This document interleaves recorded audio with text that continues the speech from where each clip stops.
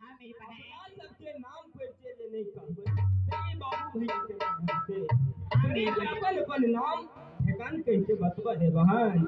हे मेरी बहन, सबसे बड़ी तो आप ही है मेरी बहन। नाम ठिकान कह करके सुना दीजिए मेरी बहन।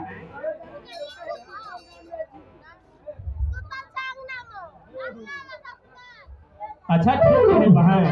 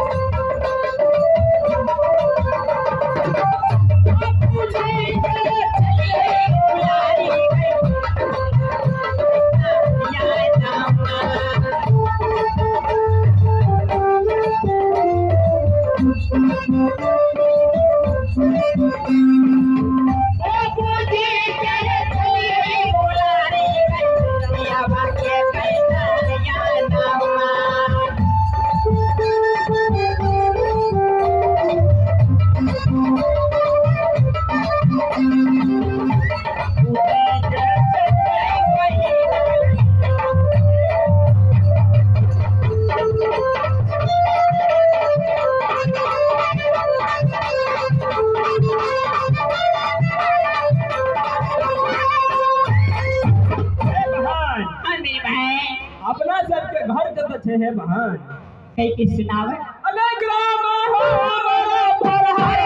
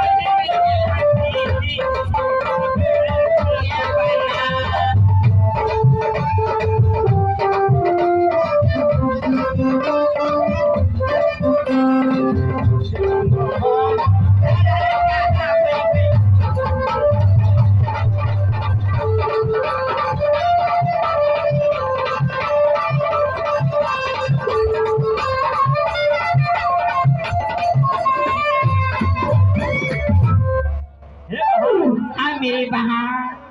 हे बहन अपना सब बहन नित्य रोज भोला बाबा के पूजा करे छी हे बहन। क्यों नहीं मेरी बहन? समय के आज बहुत लेट भ गेल।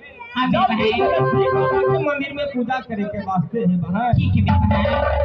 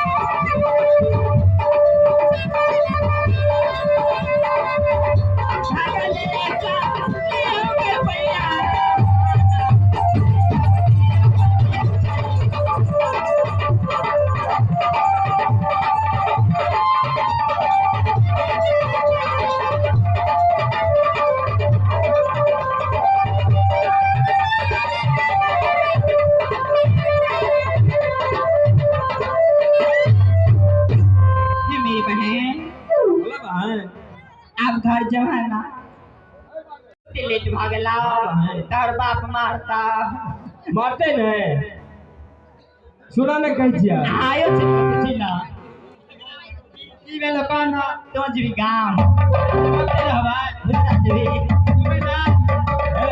सुना बड़ लेट भगले जल्दी चला Hãy